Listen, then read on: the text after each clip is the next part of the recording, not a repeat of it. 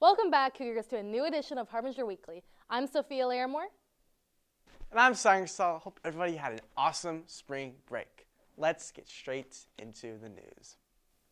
Harbinger student media will be naming an 18,000-year-old woolly mammoth found on campus in the 1970s. You can view its remains in a geology classroom on campus. The remains included a chunk of its tusk, several giant teeth, and some bone fragments found when the horticulture building was under construction. One of the construction workers noticed the fragments of the tusk coming out of the ground, says Ed Sturmer, an ICC geology professor. We had one of our science professors at the time, Ed Tarbuck and Fred Lutnians, who taught here, and they said, "Hey, can you just pause construction for a bit? Let's try to remove this. It's pretty cool." Overall, we know the mammoth was a male who probably died alone in his 50s. His species died off in the region in the next 1,000 years.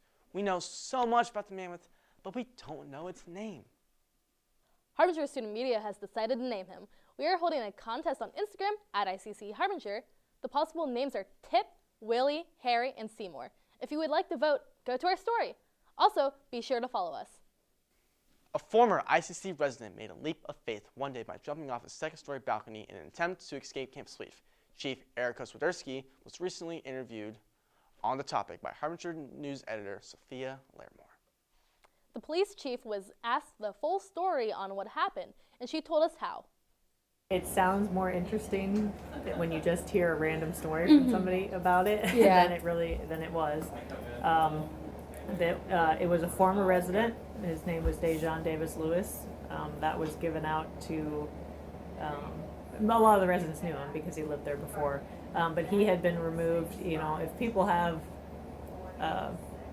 they are commonly having lease violations or issues with us or issues with code of conduct here at the college, then they're going to be removed from housing, right? Because they don't want them living there if they're creating a disturbance for everybody else, right?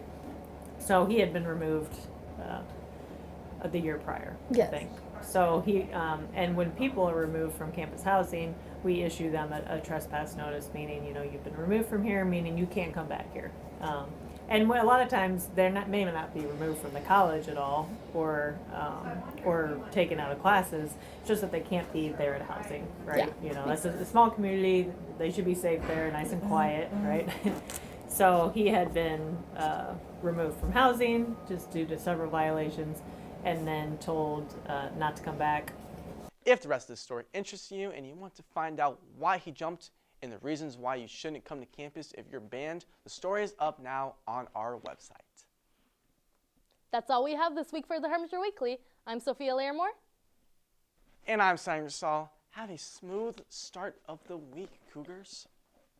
Harbinger student media, covering areas of education for sake of the liberation, with ICC information.